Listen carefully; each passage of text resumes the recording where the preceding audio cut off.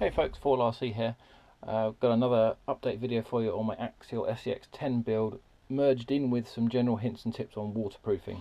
Now this video is not going to be showing you every single detailed step on waterproofing your model. There are so many videos out there on YouTube already. I'll give you some links in the descriptions for some ones that I think are particularly good. What I'm going to try and do is to pull information out of all of those and give you a very quick kind of bullet list of stuff to do. Right, so waterproofing your model, this is going to give your model the capability to go through lots of water and even underwater if you do it properly. I'm going to give you some advice here. If your model breaks because you didn't waterproof it properly, don't moan at me. I'm not responsible for what you do with your model, it's your choice. Three things to think about when you're waterproofing. One is preparation of your model, so that's going to be things like greasing it and coating it. Second is what you do with your model when you're running it, and third is what you do afterwards. So let's cover the last two first. When you're running your model, even if you've waterproofed it like I'm going to show you, don't run it in fast running streams or rivers. Not because the water might get in, more just you're probably going to lose your model, it's going to get washed away. And a big no-no is do not put your model in salt water. Even if you've coated your model with Plastidip and silicone greased it and whatnot, salt water is just nasty stuff for your model. Don't go there. So that's when you're actually running it, and then when you've finished running your model in water or mud, wash it off with fresh water. You could use a pressure washer, but be careful getting it too close to your model. Pressure washers are very powerful and they might cause some damage to your model, certainly might lift some paint off. Best to just do it with a hose pipe, not under pressure, and then let it dry. Put your model somewhere where it can dry off, not too close to a fire that you're going to melt it, but somewhere reasonably warm. Okay, so assuming you're not running your model in crazy places and you're going to look after it and dry it off when it's finished getting wet, what do we do to protect it? And that splits into two sides. One is your electrics and one's kind of everything else. Everything else, fundamentally we're talking about the transmission. We're talking about all of your drive shafts, your gears if you've got them, bearings and so on. To summarise, basically, marine grease. Put marine grease in your bearings, put marine grease on the gears, not just the teeth that mesh together, but put marine grease on the back of the gears, onto the drive shafts, inside the vehicle. Just give a thin lick of marine grease everywhere to help protect and guard against that water and reduce corrosion. When you're doing that, best to wear some gloves or put some barrier cream on to protect your skin. So transmission and stuff, marine grease. Your actual plastics, there is a product that Squirrel's recommending. I haven't tried it. It's kind of like a spray silicone that dries. That sounds like a good idea. I'll put a link in the description, try it out. So that's everything that's not got electricity in it. So the big problem with water is electricity, and essentially you want to protect everything like your receiver, motor and so on. Yes, you can put these things in a rubber balloon and wrap the end up with some electrical insulating tape, but it really isn't a perfect solution if you're going underwater. You really want to be using Plastidip. Plastidip, or sometimes you'll see an equivalent called liquid tape. It's basically a paint on rubber. I'm not going to show you how to do this on everything. There's lots of videos on YouTube for that. Essentially, you've either got a pot of Plastidip that you can just dip into. If we just open this one, you can see now Plastidip, it's goo. Now don't be worried about this stuff. I'm going to put a blob on my mat there. We'll just leave that. Plastidip dries into like a fairly hard rubber. If you want to clean it off, really simple on your brush. I'm just wiping, squeezing the brush through, getting most of the Plastidip off. And then if you want to clean your brush more, something like a carburetor spray. Contains xylene. I guess it's some kind of solvent. You can get most of Plastidip off, and this is something people don't show you. Just with some of that, and that takes most of it off of your brush, and you're good to go again. So you can paint Plastidip on, you can dip paint on, let it dry, do a second coat, a third coat. That's absolutely fine. Watch out though, Plastidip, when you paint it on a blob that's already dry, for example on my steering servo here, That's been dunked. Now I had to do some touch-ups, so I dipped some more Plastidip on, painted it round. The wet Plastidip will kind of act as a solvent into the dry Plastidip, and it will bond together. But if you're pushing around with your brush too much, you might actually start to move some of the Plastidip that's already set. So that's brushing Plastidip. You can just get your pot and dunk in, then hold it or find somewhere to clamp it and just kind of move it around so you don't get it all running to one end. You will find that as Plastidip dries, it shrinks a lot, and it will go quite thin, and you'll see all of the existing features on whatever you're dipping. Sometimes when it's a tight corner, the Plastidip will stretch or shrink rather so much that you'll kind of find it splits, and you may need to dip and just touch those up later on. If you're dipping, dip it, leave it somewhere. Overnight is best, certainly 4 to 6 hours at least to dry. Here's an example of a glitch busting capacitor I dipped yesterday. I just one dip and left it. It did shrink and split there slightly, so just a few more blobs. So you can paint it, you can dip it, and finally you can spray it. Spraying's nice because you can get a thin layer of Plastidip. For example, if you want to cover your LiPo batteries, you might not want to make a fat battery. In my Traxxas eRevo, it's got these battery pods on the side and there's not a lot of spare room, so spraying's quite good to keep the thickness down, but you generally want to use some masking tape to be accurate with that kind of thing.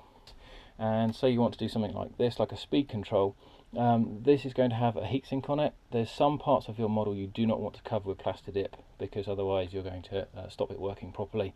So if you're spraying, you might want to put masking tape over your heatsink, then you could spray the rest of it. So that's a quick 101 on Plastidip. I'm going to go off and start to do the individual components, and I'll thread the individual videos on this now and show you how to do it. Right, so let's start with a receiver. Now I'm using a 6-channel receiver on this model. I've already got 2 wires plugged in. These are coming out of the throttle and steering channels, and these split off so I can put in a lighting controller unit. It's going to be a 3 racing one. And what you could do is you could just plug all of your components in and dunk the whole thing. Problem is, if you need to take something out and replace it, you've got to peel all the Plastidip off and then dunk it again. So what you can do instead is to get these extension cables. These particular ones are from HPI, others are available. This is part number 107857, receiver extension wire, 300mm. So I'm just going to plug these in into every single port on the receiver, and then when I've done that, I'm just going to, with a sharp point, probably a end of a scalpel, I'm just going to mark on them and try and write a little ident so I know what they are. I'll just write a number on each one. If you can't be bothered with extension wires, that's fine, but do just think about your bind plug. What are you going to do if you can't get your bind plug for rebinding? That's going to be a pain, so you really want to have one of these on that. Right, so I've plugged in all the extension cables into the receiver, and I've just scratched on the plug. I actually found using an instrument screwdriver was quite useful. You can just about see that. I've got that saying gear on there. So each one of these is labelled up so I know what they go to. Now I'm just about to Plastidip this and dunk it, but before I do, I'm going to take the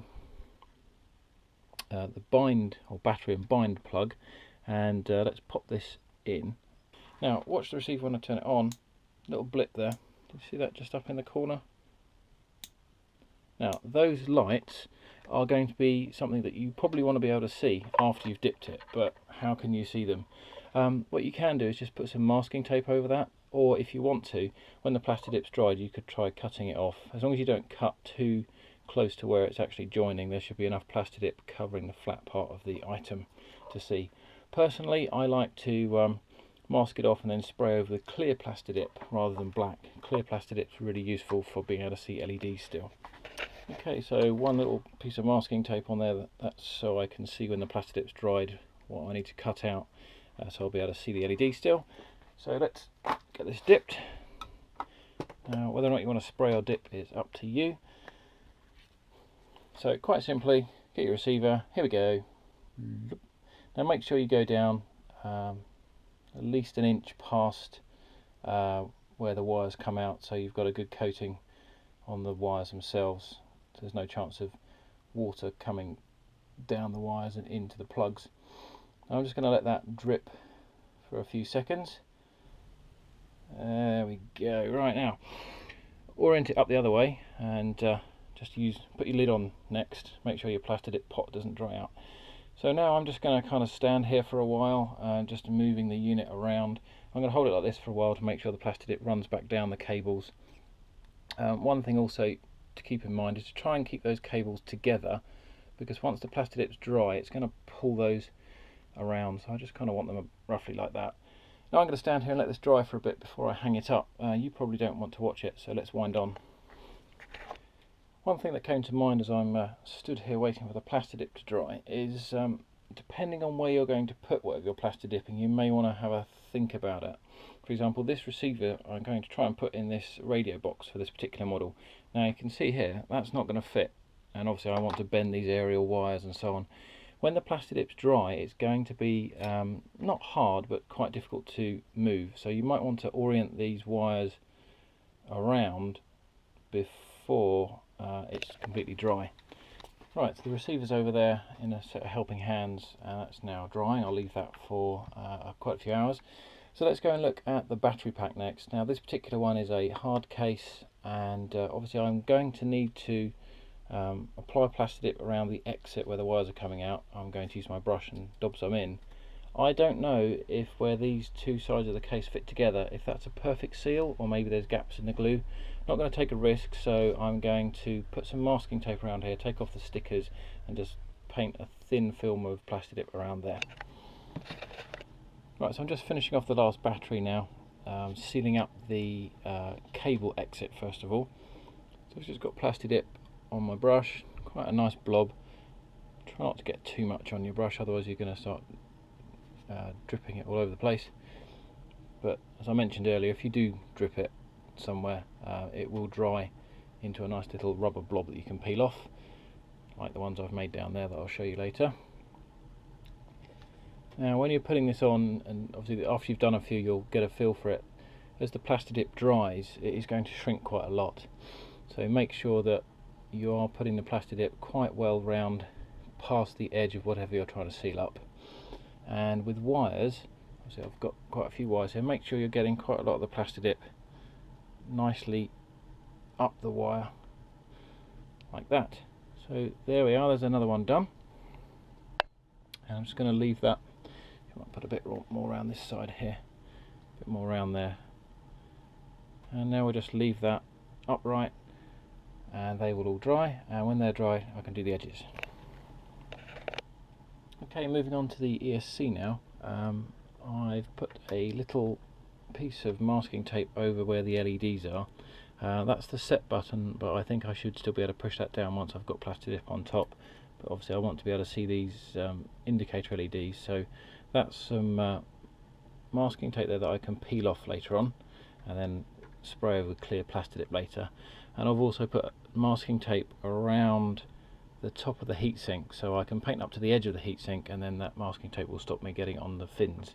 So I'm now going to go off and quite simply just take my can of Plastidip again, and I'm just going to start dabbing all the way around. One thing to note here is obviously this is on the car. I guess if you were more organised you might have all the wiring off of the car to do this, but I've already got some bits installed and I don't really want to take my motor out again. Obviously I'm going to be Plastidipping on the sensor wire for the motor and everything else, so I kind of need this on the car. Now I'm going under the bottom of the circuit board here. Obviously you want to cover up all the electrical contacts just so there's no chance of shorting. Now this ESC is a Novak Timbuk 2. It is sold as a waterproof ESC, and it does have this rubber seal that's sealing this section up, but there are still a lot of exposed contacts which I don't think are great, which is why I'm Plastidipping over the whole thing. So I'm going to carry on with this, and you'll see the finished product very shortly. Right, I've just finished dabbing the Plastidip all the way around the ESC. See, I've got it going under the exposed circuit board there, and all the connectors. I've tie wrapped all these together so they're all pulling in as the Plastidip dries, and I've just whipped off the masking tape I had around the heatsink because the Plastidip was riding up the sides of it, but the heatsink itself, which you probably can't see, is clear there. So just some more drying time now. While the Plastidip's drying on the speed control, I just thought I'd mention what I did to the servo. The servo's fixed in the car at the moment, so I'm not going to take it out and show you, but in summary, I took the 4 bolts off the bottom of the servo and removed the bottom cover. That exposes the circuit board inside, and I just put a lick of Plastidip on top of that, put that back on, and then on the top of the servo, with the 4 bolts removed still, took the top off the servo, and you can see all of the gears inside the servo, coated all of those with marine grease, and put sufficient marine grease around the output spline of the servo, so when you put the top back on it squirted through, so there was a nice seal of marine grease there. Now my servo's a Savox and it had an O-ring around the bottom of the spline to seal off anyway. If your servo doesn't have one, get a small O-ring and put that over. You'll see that in the description. So that's marine greasing the gears and doing the circuit board inside, and then the whole servo I just dunked in Plastidip, completely coated, and it comes out black and looking slightly messy, but it works great. One thing to be careful of is when you get Plastidip around the sides of your servo, I'll show you one here without dropping my ESC. If you get Plastidip on the edges of the servo that the screws go onto, be really careful when you're screwing your screws in, because that will tend to grip onto the Plastidip and start to tear it off, which you don't want. Right, here we are the morning after the night before. We were dipping this yesterday and that's now dried. What I ended up doing was after the dipping I touched up in a few places where the Plastidip had pulled a bit tight and slightly split or not covered very well, and then I cut through using a scalpel, cut off and peeled off the masking tape on this window area, then sprayed that with a clear Plastidip, so now I can see the LEDs flashing inside the receiver. And then finally I've just done another coat all around the edge with just with a brush and some more black Plastidip. So that's done. There's the 3 racing winch controller. I can still squeeze the button just about if I need to. That's 2 coats of just brushed on Plastidip. The ESC is done as well. We were painting that by hand with a brush yesterday. You can see I've taken off the masking tape covering the LEDs, and they're showing through nice and clearly. The power capacitor there was just dipped. That's had 2 coats all the way around brushed on, and then where the connectors rise out of the ESC I've done an extra coat on there just to make sure they're all nice and strong. Battery packs are nearly done. Yesterday was blobbing black Plastidip around where the connector, where the cables come out of the packs, and I did 2 coats of that. You need to make sure you flex the wires one way and the other. After your first coat, if you pull the wires all the way back the other way, you'll find the Plastidip probably splits. That's okay, pull it right back and split the Plastidip, and then dunk some more in, then you get a really good strong joint at the bottom. Then I sprayed around the edge, which is this horrible finish at the moment. I masked off with masking tape both faces of the pack, leaving the spine exposed where the 2 halves join, and I've given that 2 spray coats of this clear Plastidip, which has kind of gone a bit bubbly. I don't know if it wasn't warm enough when I did it or quite what. Anyway, it is sealed up, it's got 2 coats on there, and to protect that, because on a flat face the rubber does peel off quite easily, what I'm doing is just sticking on just 1 wrap all the way around of black electrical insulating tape just to protect the rubber from scuffing off, and that's the pack's done. I'm just taping up the last battery pack. I've done one wrap of electrical insulating tape around the spine. Just going to show you doing the last one. It's just at the end here, stick that on where you're going to start wrapping around, make sure it's square, and I'm just pulling it around one side, smoothing it down, then do the same all the way around. And that's not for waterproofing itself, that's just for abrasion resistance. It's so that if you scuff the side of the pack, it's not going to start to rub off the Plastidip that's actually sealing the joint.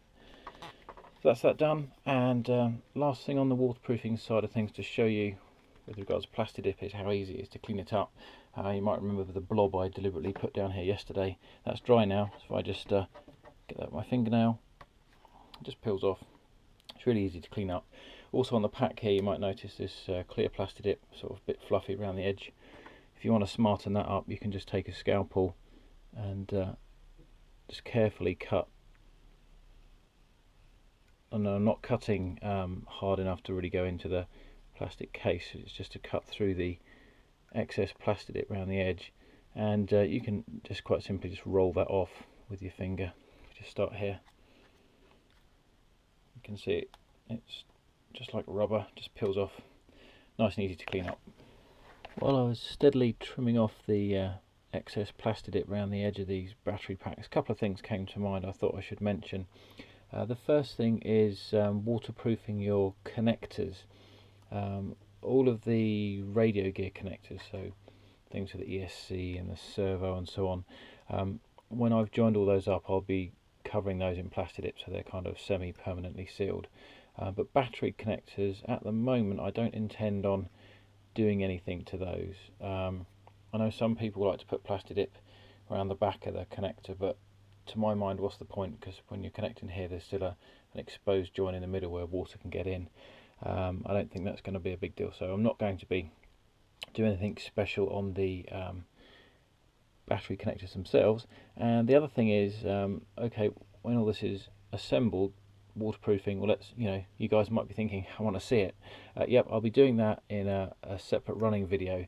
We'll go to the 4WRC aquatic facility and we will stick this thing underwater and see how it goes.